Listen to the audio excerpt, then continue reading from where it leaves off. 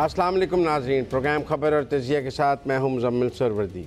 मियाँ नवाज़ शरीफ की आमद के ऐलान के बाद मुस्लिम लीग नून में मरीम नवाज़ और दीगर उनके लोग मुतहरक नज़र आ रहे हैं। कितने मुतहरक हैं, क्या रिज़ल्ट दे सकेंगे, सब ये सवाल पूछ रहे हैं। मरीम नवाज़ का शाहदरा वाला जलसा बड़ा था, छोटा था, जलसी थी, जलसा था, हर कोई ये सवाल कर रहा है कि क्या मुस्लिम लीग नून कोई बड़ी एक्टिविटी 21 अक्टूबर को कर सकेगी या नहीं कर सकेगी। हमारा आज का पहला टॉपिक यही है। मैं जाऊंगा आमिर साहब की तरफ। अस्सलाम वालेकुम आमिर साहब। अस्सलाम वालेकुम मुज़म्मिल साहब।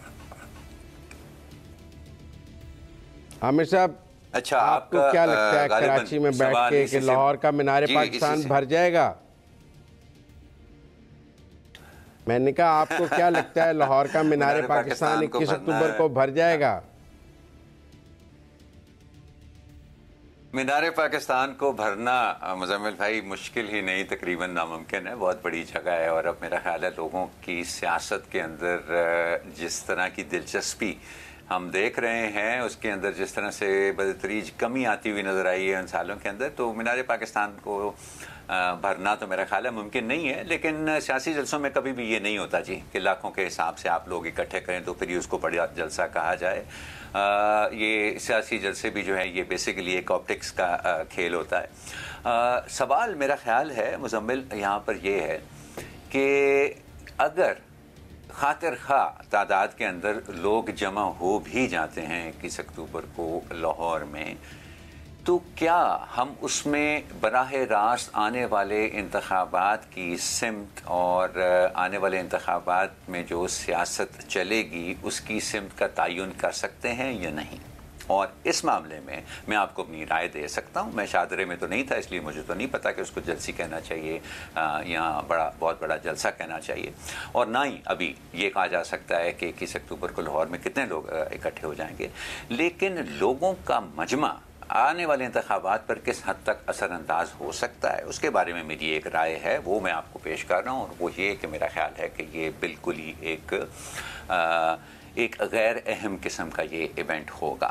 नवाज शरीफ साहब की वापसी और वहाँ पर कितने लोग इकट्ठे हो जाते हैं, उससे हम अब आने वाले इंतखाबात की सेहत का अंदाज़ा कि किस जमात की अब कितना पलड़ा भारी है वो हम नहीं लगा सकते, क्योंकि अवाम की तवक्को आने वाले इंतखाबात से और इस कैंपेन से मैं समझता हूँ कि कदरे मुख्तलिफ है, वो बदल चुकी है। वो जो पहले शख्सियात की बात थी ना कि Nawaz Sharif is equal to माशी बहाली, एक जरदारी सब पर भारी, Imran Khan is equal to नया पाकिस्तान या मदीने की रियासत, तो ये जो शख्सियात पर मबनी नारे थे ना हमारी सियासत के अंदर, जिनके ऊपर पूरे के पूरे इंतखाबात लड़े जाते थे, मेरा ख्याल है उनका वक्त गुजर गया है। अब आपको इलेक्शन कैंपेन के अंदर अगर लोगों को अपील करना है तो आपको एक्चुअली उनको बताना पड़ेगा, ये नहीं कि जी हमें आप मुंतखब करें फिर हम आपको बताएंगे कि हम किस तरह से पाकिस्तान के हालात को संवारते हैं। मेरा ख्याल है अब उनको पहले से बताना पड़ेगा कि ये जो चीदा मसाइल हैं पाकिस्तान के, टैक्सेशन रिलेटेड, पाकिस्तान की जो स्टेट ओन्ड एंटरप्राइजेज रिलेटेड हैं, इनके बारे में उनकी क्या पॉलिसी है और वो पार्टी उनके बारे में क्या करना चाहती है। लिहाजा मैं समझता हूँ कि ये ठीक है, ये वक्ती तौर पे ये एज एन इवेंट जाहिर है कि हम 2-4 रोज़ फिर इसी की बात करते रहेंगे, लेकिन उनकी एक्चुअल इम्पोर्टेंस क्या है आने वाले इंतखाबात के लिए, आई हैव माई डाउट जी। अंबर, आप इसको कैसे देखती हैं 21 अक्टूबर को भी और अब तक की मरीम नवाज़ की एक्टिविटी को भी? जाहिर है मुज़म्मिल, ये वक्त तो लगता है, और मैं तो अब ये जो हमारे यहाँ मीडिया में एक मुकाबला चल पड़ता है कि इतना इनकी जो किसी सियासी जमात की या लीडर की मकबूलियत को एक जलसे से या 2 जलसों से जांचें और फिर हम ये देखें कि इंतखाबात में वो किस हद तक कामयाब होंगे, ये वक्ती है ना। इससे हम तयन कर सकते हैं कि इंतखाबात में कितनी कामयाबी होगी, ना लीडर की मकबूलियत के हवाले से। मुख्तलिफ चीज़ों को देखते हैं। ये इब्तदा है, शुरुआत है, जाहिर है क्योंकि ये काफ़ी ज़्यादा पोलिटिकली अपने आप को ऑर्गेनाइज तो कर रहे हैं, और ये इससे कोई शक नहीं है कि मियां नवाज शरीफ की ये वापसी और उस पर कितने लोग होंगे वो भी अहम है, ये बहुत अहम सवाल है। लेकिन फिल आखिर मैं कहूँगी कि जब एक सियासी जमात को ज़्यादा वक्त भी मिल रहा है, उनको जगह भी मिल रही है, मीडिया पे स्पेस भी मिल रही है, कैंपेन करने को की भी इजाजत है, जबकि कोई दूसरी सियासी जमातें हैं खास तौर पर पाकिस्तान तहरीक इंसाफ, जिसको कंटेन किया हुआ है। तो एक मैं कहूँगी कि फेयर मुकाबला भी नहीं। हम ये एक सियासी जमात की मकबूलियत और वो जलसे में कितने लोग आएंगे और कितना वो क्राउड भर सकेंगे, अब इतनी मैनिपुलेशन, इतनी इस पे बातचीत हो चुकी है कि मेरा तो वो उसका एक मेजर मेरा तो एतबार उठ गया है। दूसरा ये कि अब आप देखें कि हमारा अगला टॉपिक तो महंगाई भी होगा, लेकिन आप देखें कि जिस हद तक सियासत से, जैसे आमिर साहब ने कहा, लेकिन इस वक्त मैं कहूँगी पाकिस्तान मुस्लिम लीग नवाज को भी अब देखना होगा कि उनकी आमद से कबल वो कितना लोगों को मुतहरिक कर सकेंगे, खास तौर पर जब मुश्किलात हैं, महंगाई है, लुट चुका है। पाकिस्तान मुस्लिम लीग नवाज के सपोर्टर्स भी समझते हैं कि शायद मियां नवाज शरीफ तो जिम्मेदार नहीं है इसके, लेकिन पार्टी तो जिम्मेदार कुछ किसी न किसी तरीके से है। और फिर जो बयानियां लेकर आना चाह रहे थे मियां नवाज शरीफ, उनको भी अब कह दिया कि आप आगे की सोचें, पीछे के ना सोचें, मज़ाहमत की सियासत मत करें। तो उनके भी this wings have been clipped as well. तो यू नो अभी तो बहुत कब्र वक्त होगा, देखते हैं आगे क्या है, but it's not a fair I think comparison, या हम अब कह सकते हैं कि अब वो वाले मजा भी नहीं होगा इंतखाबात में, क्योंकि तमाम सियासी जमातों को एक फेयर, एक खुलकर इलेक्शन कैंपेन करने का मौका भी नहीं मिलता। देखिए अंबर, बड़ी मजबूरी है मेरी, और मैं बड़ा हर बार ही मजबूर हो जाता हूँ आपसे इख्तलाफ करने के लिए, और मुझे बिल्कुल, मैं आपसे मुत्तफिक नहीं हो पाया किसी भी तरह ना। मतलब आपकी ये ख्वाहिश पूरी नहीं की जा सकती कि 9 मई के मुल्ज़मान को जेल से बाहर निकाल कर और आपकी ख्वाहिश के तहत उनको एक मुल्क में जलसे और जुलूस करने की इजाज़त दी जाए, जिन्होंने GHQ पे हमला किया है, जिन्होंने कोर कमांडर के घर को आग लगाई है। आपकी ख्वाहिश के तहत कि आपके नज़दीक तब तक ये कंपैरिजन नहीं बनेगा जब तक हम जेल से मुलज़मों को लाकर आपके मुकाबले पे खड़ा नहीं करेंगे, तो आपके नज़दीक ये मुकाबला नहीं बनेगा। मैं बिल्कुल आपसे मुत्तफिक नहीं हूँ। मेरी राय में तहरीक इंसाफ को अपनी नई क़यादत सामने लानी चाहिए, और अगर वाकई आमिर साहब के पॉइंट को मैं मान लूँ कि अब शख्सियात का वोट नहीं है, अब बात शख्सियात से आगे निकल गई है, तो फिर इमरान खान की शख्सियत को ज़रा माइनस करके PTI अपनी पॉलिटिकल एक्टिविटी करके दिखा दे हमें, हम भी देख लेंगे कि माइनस इमरान खान PTI कहाँ पे खड़ी है। अगर आमिर साहब की थ्योरी से मैं मुत्तफिक हो जाऊँ कि ये शख्सियात का वोट बैंक नहीं रह गया है, तो फिर इमरान खान की भी कोई ज़रूरत नहीं रह गई। लेकिन coming back to 21st of October, it's a do or die day for PMLN। मैं समझता हूँ उनको 2017 से पाकिस्तान में सियासत करने की इजाज़त नहीं थी। 14 से उनके ख़िलाफ़ एक ऑनस्लॉट शुरू था, उनकी पार्टी को तोड़ा जा रहा था, पाबंद सलासल किया जा रहा था। तब अंबर को कभी लेवल प्लेइंग फील्ड नज़र नहीं आया, जेलों में पूरी पार्टी बंद कर दी गई। लेकिन तब इस पाकिस्तान में जमहूरियत का बहुत बोलबाला था। लेकिन अब अगर उनको कोई 6-7 साल बाद पाकिस्तान में सियासत करने का कोई मौका मिल रहा है और उनको लीडर को भी वापसी का कोई मौका मिल रहा है, तो हमारे यहाँ बहुत से एतराज़ात, और उनको ये है कि जी जब तक उसको जेल से नहीं निकालेंगे तब तक इसको आने क्यों देंगे। तो मैं तो इस थ्योरी को नहीं मानता हूँ। दूसरा, मैं समझता हूँ कि बहुत बड़ा सवाल है कि कितने लोग लाहौर से निकलेंगे, कितने लोग आ जाएंगे, क्या बेनज़ीर की वापसी वाला कोई मैचअप हो सकेगा 86 वाला, क्या कोई मीनार पाकिस्तान में जो इमरान खान ने 2010 में जलसा किया था उसका कोई मैचअप हो सकेगा, मीनार पाकिस्तान के बाकी बड़े जलसों को कोई मैचअप किया जा सकेगा। ये बहुत बड़े सवालात हैं, और ये मुस्लिम लीग नून की अगली कैंपेन के लिए बुनियादी सवालात हैं। अगर वो अच्छा शो पुट करते हैं वो मोमेंटम पकड़ लेंगे, और अगर वो अच्छा शो पुट नहीं करते हैं तो उनका मोमेंटम ठुस हो जाएगा। लिहाजा मैं समझता हूँ ये उनका D-Day है, और उनको पूरी ताकत से ये बात अपनी कैंपेन को किक स्टार्ट करनी चाहिए। अंबर की बातों में नहीं आना चाहिए कि जब तक वो नहीं निकलेगा तब तक कोई कंपैरिजन नहीं बन सकता। आमिर साहब, आप कुछ कहना चाह रही हैं मेरे ख्याल में। नहीं मुज़म्मिल, मैं आपकी सारी बातें सुन रहा था। देखिए ये ठीक है, नवाज लीग के लिए ये चीज़ इम्पोर्टेंट होगी, राइट, एंड उससे कहीं ज़्यादा मैं समझता हूँ कि, और उसकी बुनियाद के ऊपर वो देखे एक चीज़, let's not forget this thing कि आजकल ये जो टीवी की जिस तरह की कवरेज हो रही है ना जी, वो उस कवरेज को देखकर ये बताना कि कोई जलसा कितना बड़ा था और कितना छोटा था और उसके अंदर कितने लोग आए और कितने नहीं आए, वो एक डिस्प्यूटेड मामला है। मैं ये नहीं कहता हूँ कि ऐसा हो नहीं सकता, लेकिन उसमें आप कंक्लूसिवली डेमोन्स्ट्रेट नहीं कर सकते कि वाकई जी ये एक यादगार शो था या बिल्कुल वैसे ही था जैसे कि सियासी जलसे जुलूसों के अंदर होता है। अब आप आजकल की दुनिया में उसको कंक्लूसिवली सिर्फ टीवी के ऊपर और सोशल मीडिया के जरिए जो है प्रूव नहीं कर सकते। दूसरी जो बात आपने कही ना, मैं बिल्कुल उससे मुत्तफिक हूँ। देखें, ये अगर तो हम ये मान के चलते हैं कि वो जो शख्सियात पर मबनी बयानियाँ चलता होता था इस मुल्क के अंदर कि ये आसिफ ज़रदारी की पार्टी है, नवाज शरीफ की पार्टी है और ये इमरान खान की पार्टी है, अगर वाकई उसका वक्त आ चुका है और वो ख़त्म, उसका आखिरी वक्त आ चुका है उसके अंदर, तो फिर सबसे ज़्यादा ये जो लेवल प्लेइंग फील्ड की बात करते हैं, तो फिर सबसे बड़ी डिसएडवांटेज इस वक्त पीटीआई की है, क्योंकि उसने कभी भी, उस सियासी जमात ने कभी भी अपने आप को इमरान खान की शख्सियत से आगे बढ़कर प्रोजेक्ट किया ही नहीं है। उसका कोई तशख़्ख़ुस ही नहीं है, उसकी कोई आइडेंटिटी ही नहीं है इमरान खान के बगैर। सो मैं समझता हूँ कि लेवल प्लेइंग फील्ड जो है, अगर तो इंतखाबी नारा ये है कि भाई आपका प्रोग्राम क्या है, तो पीटीआई को एक बहुत बड़ी डिसएडवांटेज होगी। लेकिन अगर ये इंतखाबात भी कोई शख्सियात के नारे पे लगने हैं, तो फिर तो जितना बड़ा मर्जी जलसा कर लें 21 अक्टूबर को, वो जज्बात के ऊपर तो अभी तक मुझे लगता है कि पीटीआई के चेयरमैन ही काबू हैं सबके।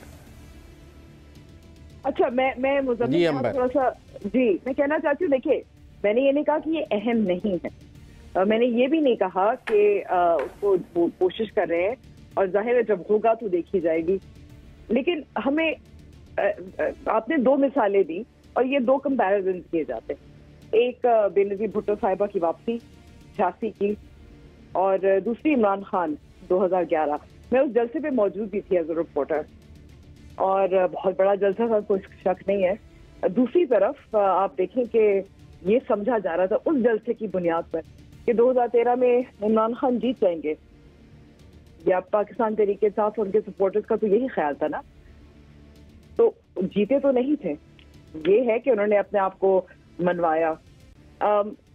तो जिस हद तक मैं कहूंगी कि ये मियां नवाज शरीफ के लिए एक, मैं कहूंगी कि उनकी वापसी और उसको उसकी रिसेप्शन वो अहम जरूर है, लेकिन अल्टीमेटली आप देखें कि ये एक सियासी जमात है जिसको ये मौका मिल रहा है।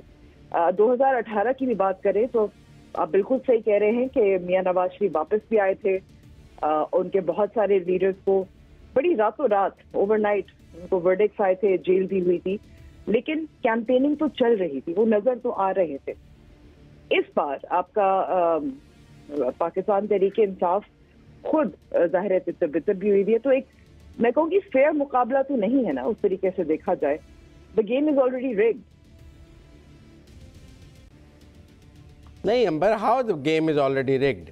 अगर एक फरीक अपनी गलतियों से किसी अपनी टीम को तोड़ बैठा है, एक फरीक अपनी गलती से अपने प्लेयर्स को उसने रिटायर्ड हर्ट कर लिया है, टीम तोड़ दी है, उसकी पार्टी के लिए कोई रहा नहीं, तो आपका ख्याल है बाकी जो हैं वो अपने सारे प्लेयर्स को बाहर निकाल दें?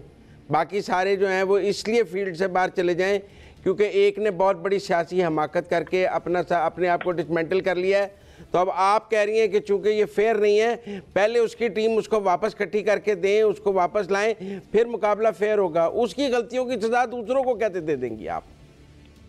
ये तो बड़ी अजीब सी आपकी मंतक है कि चूंकि वो अपनी पार्टी में किसी की बात सुनने के लिए तैयार नहीं, उसकी 90% पार्टी उसे छोड़ के चली गई है। आप कहते हैं कि उसकी 90% पार्टी जो उसे छोड़ के गई है, पहले उसे वापस ला के दो, फिर मुकाबला बराबर करेंगे। मेरा ये कहना है, ये नहीं कहना नहीं मुज़म्मिल, मुझे लगता है कि आप दो चीजों को जोड़ रहे हैं। जी चले आमिर साहब आप बात कर लें। जी अंबर, कैरी ऑन। मैं सिर्फ very quickly Amber, I just I very quickly wanted to say कि मुज़म्मिल दो चीज़ों को आप जोड़ रहे हैं। एक ये कि एक शख्स ने बहुत बड़ी सियासी हिमाकत की है, और दूसरा आप जिस चीज़ को से जोड़ रहे हैं ये है कि उसके नतीजे के अंदर उसकी पार्टी डिसमेंटल हुई है। मेरा ख्याल है कि ये दो सेपरेट वाक़यात है। एक बंदे ने एक बहुत बड़ी सियासी हिमाकत की है और उसकी वजह से पाकिस्तान के मुख्तलिफ हल्कों को यह मौका मिला है कि उसकी पार्टी को तितर बितर करें। आई थिंक ये बड़ी इंपॉर्टेंट डिस्टिंक्शन है। ओवर टू यू अंबर। जी मैं यही कहना चाह रही थी आमिर साहब, आपका भी पॉइंट वहीं का वहीं है, लेकिन हम देखें चाहे हिमाकत की वजह से हो, चाहे जानबूझकर हो, इसमें कोई शक नहीं है कि इमरान खान साहब ने बहुत गलतियां की, जिसकी वो जाहिर कीमत चुका रहे हैं, उनको चुकानी भी चाहिए। 9 मई का वाकया सामने है, साइफर को की साजिश जो उन्होंने की और वो बनाया और वो फैलाया, वो भी हमारे सामने, जाहिर उसके भी मुकदमा चल रहा है। लेकिन हम ये तो कह सकते हैं कि सियासी जमातें, मिसाल के तौर पर जब 2013 के इंतखाबात हुए थे तो पाकिस्तान पीपल्स पार्टी और अवामी नेशनल पार्टी कैंपेन नहीं कर सकी थी, इससे क्योंकि उनको उनके लीडर्स को हदफ बनाया गया था। जहां जिन जिन इलाकों में वो कंटेस्ट कर रहे थे वहां दहशतगर्दी की लहर थी, तो फेयर तो नहीं था ना इलेक्शन। अब उनकी गलती नहीं थी, इट डजंट मैटर।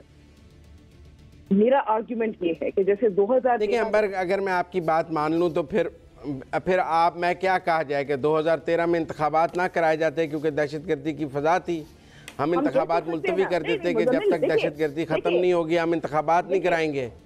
नहीं, और बात मुकम्मल कर लेने दें। ये जो आमिर साहब ने पॉइंट लिया है, मतलब ये क्या मंतक है कि जी दहशतगर्दी थी लिहाजा ये हो गया। ऐसे तो 2002 में वो जलावतन थे, 2018 में सजा याफ्ता थे। हर पार्टी को अपने सरकमस्टांसिस के मुताबिक इलेक्शन लड़ना है। अच्छा, तो मेरा तो यही आर्ग्यूमेंट है ना। देखिए हम क्या बात कर रहे हैं, हम बात कर रहे हैं कि मियां नवाज शरीफ वापस आएंगे, हम देखेंगे कि किस तरीके से पाकिस्तान मुस्लिम नवाज अपने वर्कर्स को मुतहरिक कर सकती है। मुझे लगता है कि कुछ हद तक कर सकती है। अब जो मुकाबला हमारा तारीखी तौर पर हमेशा करते हैं, 2 जलसों से करते हैं, बेनजीर भुट्टो का हो या इमरान खान का हो, इसका मतलब कि पाकिस्तान मुस्लिम लीग नवाज ने ऐसा जलसा पहले नहीं कर पाए थे, यानी कि और भी ज्यादा उनके स्टैंडर्ड्स हाई भी हैं और किसी और से मुकाबला हो रहा है, किसी और सियासी जमात से मुकाबला हो रहा है। तीसरी बात यह है कि क्या मेरी नजर में वो आ भी गए और बहुत बड़ा जलसा हो गया, लेकिन इसका ये मतलब होगा कि वो बहुत मकबूल है या बहुत फेयर इलेक्शन है? नहीं है। और उसकी वजह की जो भी हो उससे फर्क नहीं पड़ता, चाहे इमरान खान की गलती थी या नहीं थी, अवामी नेशनल पार्टी और पाकिस्तान पीपल्स पार्टी की तो गलती नहीं थी ना। इट डजंट मैटर, क्योंकि ultimately the election is not fair for all the parties that are contesting. अब वो अच्छी बात है, बुरी बात है, उस पर तो मैं कोई कमेंट नहीं कर रही। मतलब अंबर, आपका ये मौक़िफ़ है कि इस वक्त हमारे ना क्रिकेट में 2 फास्ट बॉलर अनफिट हैं, नसीम शाह और एक और, तो हमारी बॉलिंग बहुत कमज़ोर है, तो हम कहते हैं कि world cup is not fair, क्योंकि हमारे तो 2 मेन प्लेयर अनफिट हो गए हैं और वो रिटायर्ड हो गए हैं, लिहाजा the world cup is not fair. अगर मैं बड़ी सादा जुबान में आम लोगों को अंबर का मतलब समझाना चाहूँ, वो ये कहेगी कि पाकिस्तान के लिए तो वर्ल्ड कप फेयर ही नहीं है, हमारे 2 प्लेयर अनफिट हो गए हैं। ये जो 2 प्लेयर्स अनफिट है, चलिए इमरान खान को छोड़ दें, निकाल दें उनको इक्वेशन से, मुझे बताएं कि बाकी जो इनके बहुत सारे लीडर्स, उनके साथ क्या हुआ? जोर जबरदस्ती उनको प्रेस कॉन्फ्रेंसेस भी करवाई गई ताकि वो अलहदा हो जाएं। आप इसको डिनाई कर सकते हैं। दूसरी तरफ आप देखें, अभी भी फरूख हबीब मिसाल के तौर पर, सदाकत अली अब्बासी, उनका कुछ पता नहीं है कि वो कहाँ है। Is that fair? देखिए, पहली बात तो ये है कि मैं ये समझता आप इतना तो मत है, आप रूल ऑफ लॉ की हर वक्त बात करते रहते हैं मुजम्मिल, मुझे बताएं, आप इंसाफ की, रूल ऑफ लॉ की बात करते रहते हैं, लेकिन इतना तो कह सकते हैं कि चले इमरान खान का तो हमें पता है क्या केसेस हैं, कहाँ हैं और क्यों हैं। इन लोगों का क्या कसूर है? देखें, इन लोगों के बारे में भी, ये तो वैसे 4-6 माह से 9 मई से ही गायब हैं और अब कहा जा रहा है कि इदारों के पास हैं। ये वैसे गायब तो 9 मई से ही हैं फ़ारूक हबीब साहब, सरफेस पे तो 9 मई से ही नहीं है। मैंने उन्हें 9 मई के बाद नहीं देखा है। मैंने शेख रशीद के भी कुछ वीडियो पैगाम देखे हैं, लेकिन मैंने उन्हें 9 मई के बाद नहीं देखा है। बाकी इमरान खान साहब को ये पता होना चाहिए था कि उन्होंने एस्टेब्लिशमेंट के सर पे पार्टी बनाई है, प्रो एस्टेब्लिशमेंट लोग उनकी पार्टी में मौजूद हैं और वो उनके साथ मिलकर एंटी एस्टेब्लिशमेंट लड़ाई नहीं लड़ सकते। वो लोग 70 साल से एस्टेब्लिशमेंट के साथ सियासत कर रहे हैं, आप उनको एस्टेब्लिशमेंट से टकरा ही नहीं सकते हैं। वो आपको एस्टेब्लिशमेंट नहीं दिए थे, उन्होंने ही वापस ले लिए, गिले की कौन सी बात है?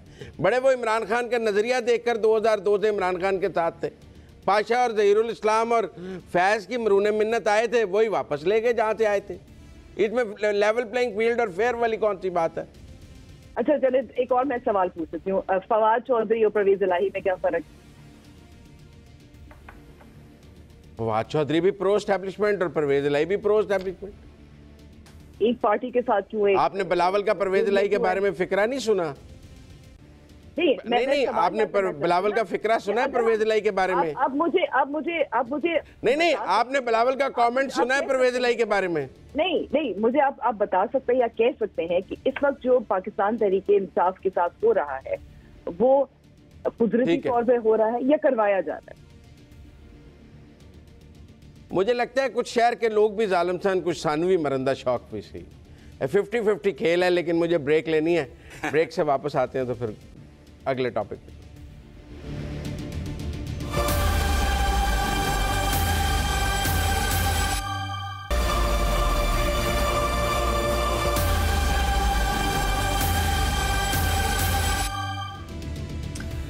प्रोग्राम खबर और तजिया में एक बार फिर खुश आमदीद नाजरीन। पाकिस्तान की सियासत में अक्सर ये होता है, ख़ास तौर पर अगर कोई सियासी जमात या सियासी रहनुमा रियासत के अताब में हो तो ये समझना थोड़ा सा मुश्किल हो जाता है कि कानून कहाँ पर ख़त्म होता है और सियासत कहाँ से शुरू होती है, या सियासत कहाँ पर ख़त्म होती है और कानून का दायरा कहाँ पर शुरू होता है। आजकल PTI के चेयरमैन इमरान खान साहब भी इसी तरह की मसाइल के अंदर उलझे हुए हैं। आज दो किस्म की पेशरफ्त हुई उनके ऊपर, जो मुख्तलिफ नौइयत के मुकदमात हैं उसके ऊपर।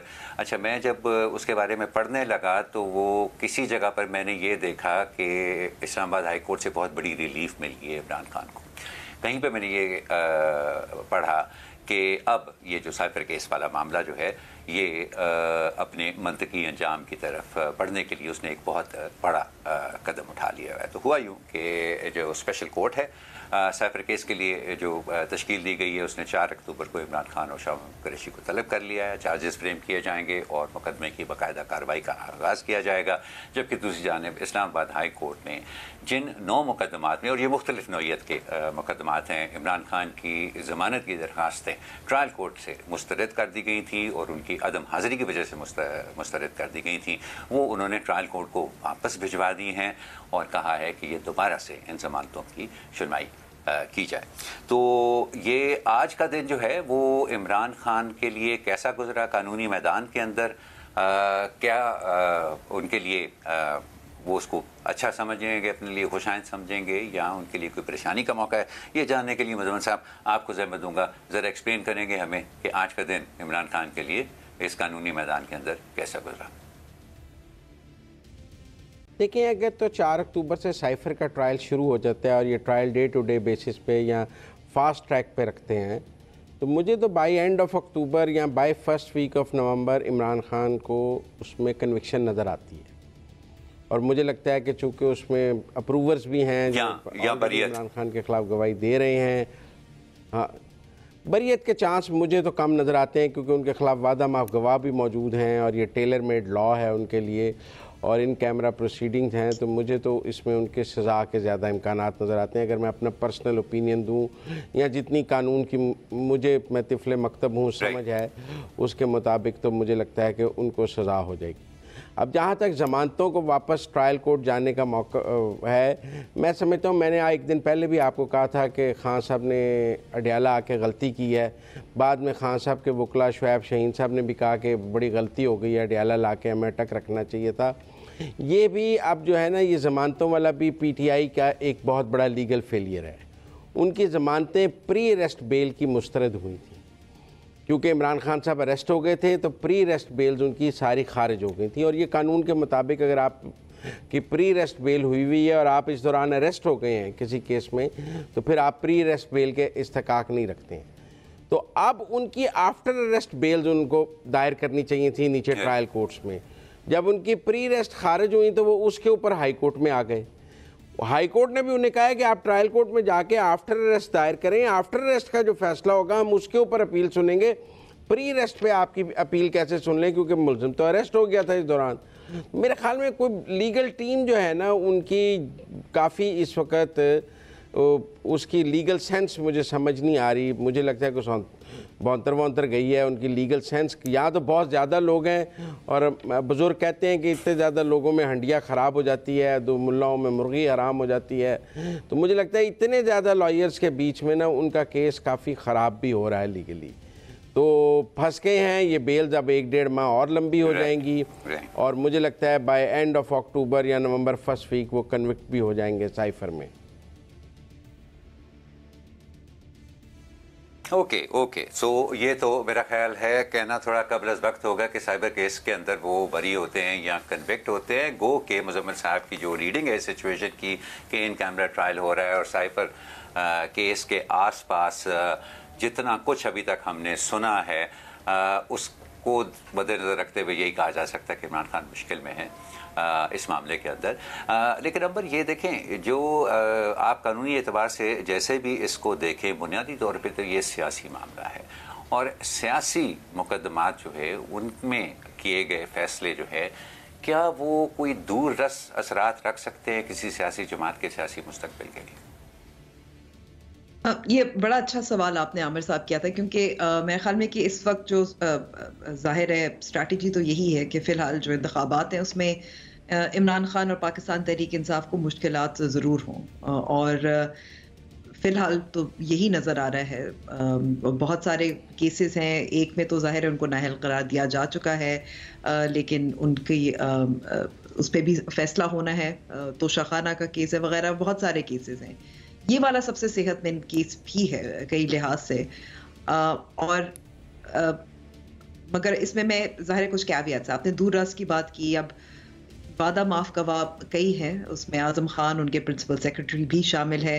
दिलचस्प बात यह है कि असद उमर साहब, शाह महमूद कुरैशी साहब को तो साथ ज़ाहिर चार्जशीट किया हुआ है, लेकिन असद उमर साहब उसमें शामिल नहीं है। एक और जो उनके अहम एक गवाह है जो FI ने अपनी फहरिस्त में उनका नाम रखा था, वो असद मजीद साहब हैं, जिन डिप्लोमेट ने ये साइफर तहरीर भी किया था और वो कमिटीज़ के सामने पेश भी हुए थे। तो वैसे तो तगड़ा केस लग रहा है, लेकिन क्या इसका पब्लिक ओपिनियन पे, आप क्योंकि सियासत की बात कर रहे हैं और हम इमीडिएटली इलेक्शंस के बाद की बात करते हैं, क्या पब्लिक ओपिनियन पे फ़र्क पड़ेगा? अभी हाल ही में ज़ाहिर है कुछ गैलप सर्वे आया है जिससे ज़ाहिर होता है कि उनका सपोर्टर इमरान खान का तो बिल्कुल कन्विंस नहीं होगा। शॉर्ट टर्म में उनकी कन्विक्शन हो जाएगी और वो इंतखाबी अमल से बाहर होंगे और जेल में होंगे या कैद में होंगे, लेकिन फिर उनका वोटर नहीं होगा, क्या पब्लिक ओपिनियन कायल होगा, वो भी मुश्किल लग रहा है फ़िलहाल। मगर ज़ाहिर वक्त के साथ जैसे जैसे हम देखते हैं कि वो कैद में रहते हैं और ये ट्रायल भी सामने आता है, उसमें भी ज़ाहिर है क्योंकि इन कैमरा होगा तो कुछ तो बाद में हमारे पास रिपोर्टिंग तो आएगी, तो वो किस हद तक पब्लिक ओपिनियन को भी शेप कर सकेगा। But I think it wouldn't really impact public opinion so much, क्योंकि अभी तक तो नहीं हो सका। फिर ज़ाहिर एक और जो सियासी आपने असर की बात की, टेंटेड उनका ज़ाहिर है इमरान खान साहब का जो करियर है वो तो हो गया, और मैं कहूँगी कि ये वाला केस सबसे ज़्यादा उनको उनकी जो मैं कहूँगी कि एक जिम्मेदार लीडर के बतौर ये सबसे ज़्यादा उनके लिए डैमेजिंग केस है, इसलिए क्योंकि फॉरेन कंट्री जो हमारे साथ उनके ताल्लुकात थे उनको दाव पे लगाया अपने सियासी मफादात की वजह से। एक ऐसा सीक्रेट डॉक्यूमेंट जो उन्होंने फिर लहराया भी, उन्होंने उस पर बहुत बात भी की और बार बार अपना कैंपेन भी उसकी बुनियाद पे चलाया। लॉबिंग फर्म, अमरीकी लॉबिंग फर्म भी हायर की, ये भी खुद भी एतराफ़ किया कि वो एक साइफर जो 5 कॉपीज होती है उनमें से एक उनके पास रहा भी नहीं है। मैं कहूँगी कि उनका ये ज़रूर मेरे ख्याल में कि जब कन्विक्शन होगी जिस तरीके से भी होगी, लेकिन इस ट्रायल के दौरान ये मज़ीद उनकी reputation as a responsible leader तो टेंट होगी। वापस आएंगे नहीं आएंगे ज़ाहिर है वो 2 साल बाद हम okay Ambar, let's let me quickly get मुज़म्मिल's ओपिनियन ऑन दिस। मुज़म्मिल साहब कहते हैं कि सियासी रहनुमा की किसी सियासी जमात या सियासी रहनुमा की सियासी मौत उस वक्त होती है जब लोग उसको वोट देना बंद कर दें।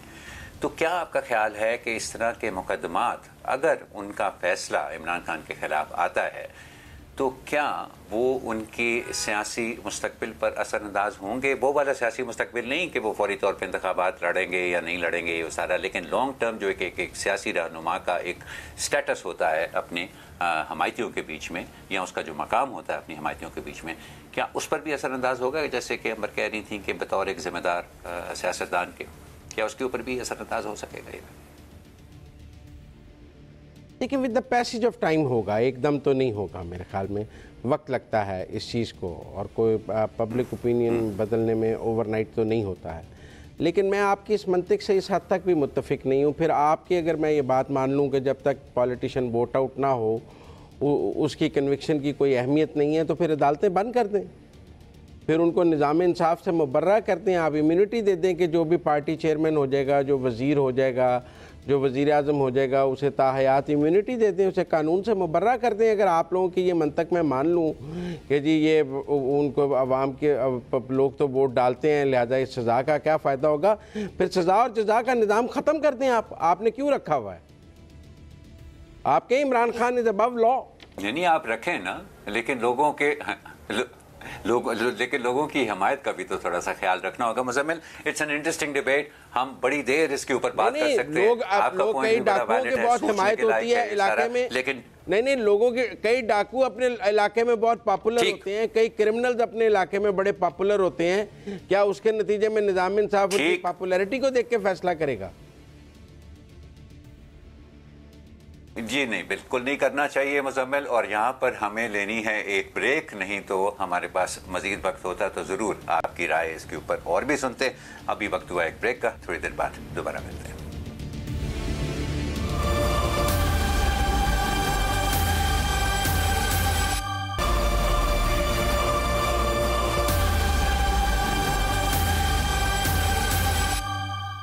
प्रोग्राम में एक बार फिर खुशामदीद। अब कुछ बात करते हैं महंगाई की। सितंबर में महंगाई की शरह हुकूमत के तखमीनों से ज़्यादा की बढ़ गई है, और जो आदाद शुमार बताए जा रहे हैं उसके मुताबिक ये कोई 31% है, और अगस्त में 27% थी।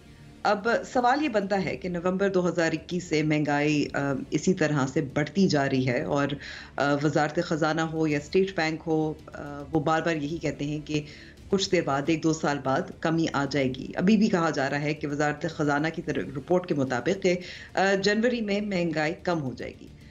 सवाल ये बनता है, क्योंकि हम इंतखाबात की बात कर रहे थे, आमिर साहब आपसे पहले मैं शुरू करती हूँ, इस महंगाई का लोगों को तो नुकसान है, लेकिन सियासी फायदा किसको है? आई डोंट थिंक किसी को भी एक सियासी फ़ायदा है, अनलेस कि वो सियासी फ़ायदा इसके अंदर से निचोड़ के अंबर निकाला जाए, और वो बहुत हद तक एक गलत बयानी होगी, लेकिन उसके अंदर कुछ हकीकत का भी आंसर होगा। देखिए, इकॉनमी, किसी भी मुल्क की इकॉनमी एक इकाई नहीं होती है, और लेकिन अगर आप पाकिस्तान की इकॉनमी को बतौर एक इकाई देखना भी चाहते हैं तो एक बहुत बड़ी इकाई होती है, और ये जब किसी एक्सटर्नल स्टिमुलस या किसी खारजी अनासर को अपना रद्द-ए-अमल दिखाती है, उसे रिएक्ट करती है, तो उसके अंदर एक टाइम लैग होता है, कुछ देर लगती है। ये नहीं कि आज आप कोई फैसला करते हैं तो फौरी उसका रद्द-ए-अमल जो है वो सामने आ जाता है और उसको इकॉनमी में आप रिफ्लेक्ट होता देखते हैं।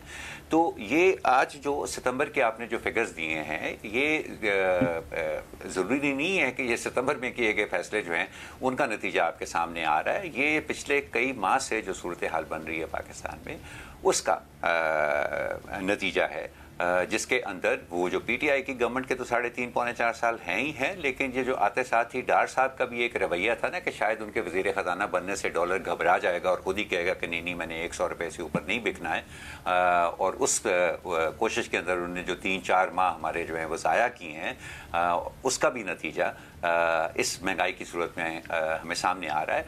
अब देखें, इसका सियासी फ़ायदा उठाने के लिए अगर पार्टियां कहें कि जी पीटीआई ने बड़ी तबाही फेर दी है, या फिर कोई कहे कि जी 16 महीने के अंदर पीडीएम ने इतनी तबाही की है जो कि पीटीआई अपने 3.5 साल के अंदर नहीं की है, तो वो तो सियासी बयानबाजी और सियासी नारेबाजी तो इस तरह के मामलों के ऊपर होती है।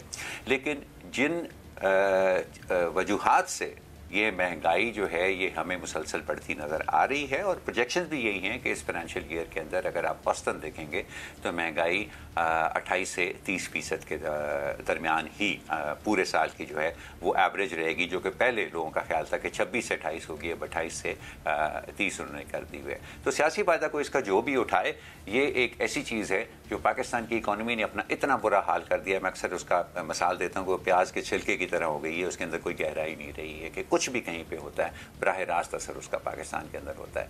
तो ये जो नाजुक सूरत हाल है ये तो ऐसी ही रहेगी, चाहे आप जितना मर्जी शोर मचा लें, उसको संभालने में आपको बहुत ज़्यादा वक्त लगेगा। ठीक है मुजम्मिल, आमिर साहब भी बात करते रहते हैं किसी के पास क्या मंसूबा है, लोग अब वो सुनेंगे, लेकिन ये जो महंगाई कंट्रोल करने की बात है, ये अभी तक हमारी सियासी जमातों ने इस पे कोई कॉन्वर्सेशन नहीं की। मुझे नहीं लग रहा कि कोई उनका पास मंसूबा है, क्योंकि तमाम की कारकर्दगी सबके सामने है, जिसकी वजह से हम इस नहज में पहुंच चुके हैं। आपको लगता है कि कोई ऐसी सियासी जमात है जिसके पास कोई मंसूबा है या नहीं है? जी, वो पाकिस्तान की इस्टेब्लिशमेंट है। और आप देखें, आप आमिर साहब ने बड़ी खूबसूरती से डार साहब के ऊपर तो तनकीद की कि वो डॉलर 100 रुपये का बेचना चाहते थे, लेकिन आप देखें कि जब पाकिस्तान की बड़ी सियासी जमात इस्टेब्लिशमेंट ने फ़ैसला किया है डॉलर को नीचे लाने का, तो आज भी 1.5 रुपये नीचे आया है। ये 340 से आज 286 पे आ गया है और कह रहे हैं 250 पे जाके रुकेगा। ये ना कोई IMF का कमाल है, ना हमें कोई सऊदी अरब ने 25 बिलियन डॉलर दे दिए हैं, ना IMF की अगली किस्त मिल गई है। ये आप सब मुझे कह रहे थे कि ये बड़ी रिफॉर्म्स चाहिए इसके लिए, ये ओवरनाइट नहीं हो सकता है। वो कहते हैं 60 बिलियन जो है वो बिजली की चोरी में फाइन्स में रिकवर हो गया है 1 माह में।